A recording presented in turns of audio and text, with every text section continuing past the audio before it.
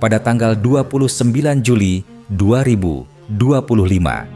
Langit Ukraina kembali dipenuhi suara sirene, ledakan, dan keheningan yang menegangkan. Kota Zaporizhia dan Dnipro menjadi saksi dari gelombang baru serangan udara Rusia yang menewaskan puluhan warga sipil, menghancurkan fasilitas publik, dan memicu kemarahan global. Ini bukan sekadar serangan militer.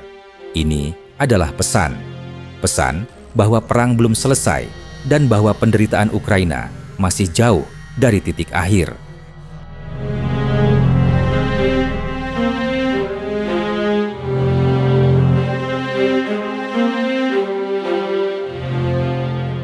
Hari itu, lebih dari 70 kota dan desa dilaporkan mengalami serangan.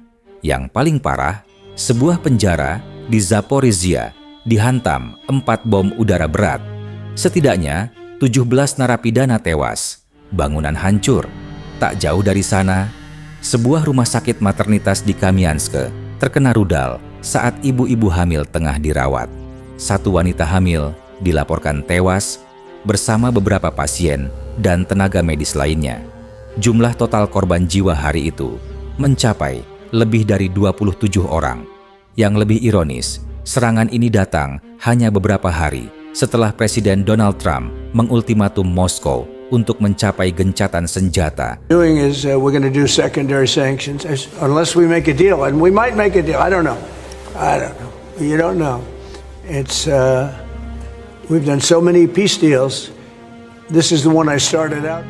Tapi Kremlin memilih jalan sebaliknya, memperlihatkan bahwa mereka belum akan mundur, baik karena tekanan diplomatik maupun karena alasan moral.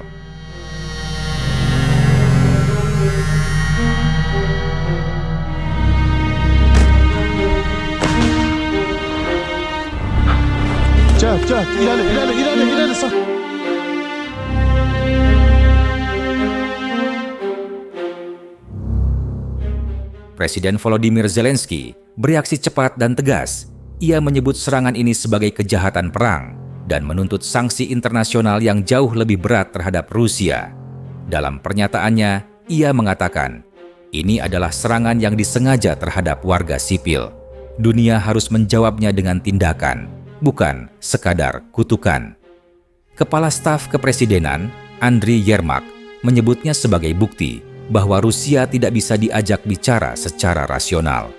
Gubernur Zaporizhia, Ivan Fedorov, melaporkan bahwa bom telah menghancurkan kantor administrasi penjara dan merusak permukiman sipil.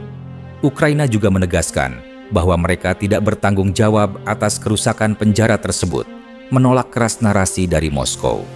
Militer Ukraina menyebut tuduhan itu sebagai bentuk disinformasi, upaya Kremlin untuk menutupi kekejaman mereka terhadap tahanan sendiri.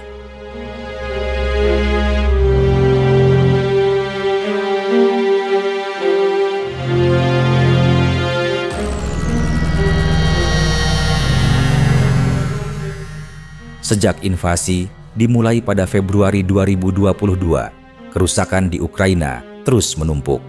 Hingga akhir 2024, nilai kerusakan langsung terhadap infrastruktur Ukraina diperkirakan telah mencapai 176 miliar dolar Amerika Serikat. Lebih dari 2,5 juta unit rumah rusak atau hancur, 26.000 kilometer jalan hancur, bandara, dan pelabuhan lumpuh. 1.500 fasilitas kesehatan, 4.000 sekolah dan universitas, serta ratusan situs budaya ikut jadi korban. Sektor energi juga porak-poranda. Pembangkit listrik, pipa gas, dan sistem distribusi dibom berkali-kali.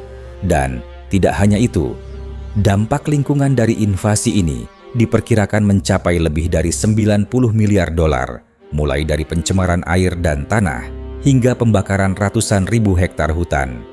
Total biaya rekonstruksi jangka panjang diperkirakan melebihi 524 miliar dolar Amerika, 3 kali lipat dari produk domestik bruto Ukraina.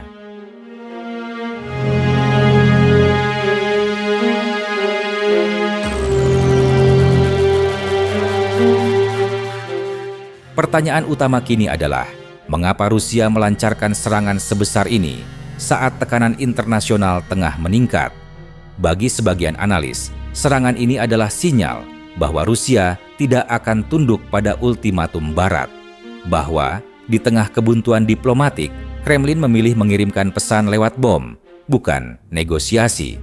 Serangan ke penjara dan rumah sakit, dua simbol sipil yang sangat sensitif, menunjukkan pola eskalasi psikologis. Ini bukan sekadar merusak bangunan, tapi mengguncang moral, menciptakan rasa tidak aman, dan menyampaikan satu hal, bahwa tidak ada tempat yang aman di Ukraina.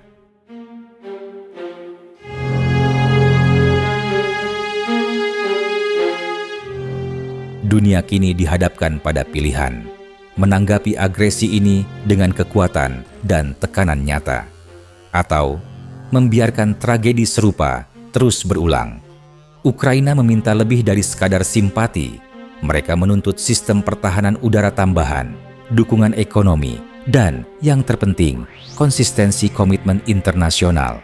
Tanpa itu, setiap kota yang dihancurkan, setiap rumah sakit yang dibom, setiap anak yang kehilangan keluarganya akan menjadi bukti diam dari kegagalan dunia dalam melindungi kemanusiaan.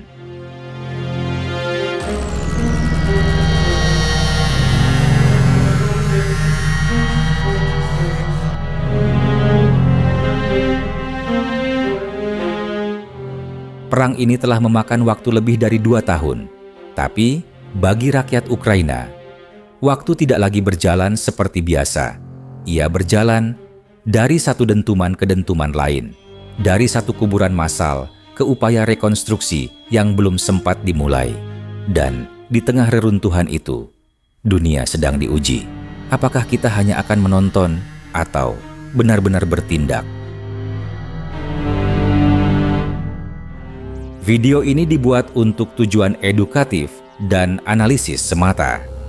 Kami tidak memihak pada pihak manapun, tidak mempromosikan kekerasan, dan tidak mendukung perang dalam bentuk apapun. Semua informasi yang disajikan bersumber dari laporan terbuka dan analisis geopolitik yang tersedia untuk publik. Tujuan kami adalah memberikan pemahaman yang seimbang tentang situasi global agar masyarakat dapat berpikir kritis dan bijak. Perdamaian, dialog, dan diplomasi adalah jalan terbaik untuk menyelesaikan konflik.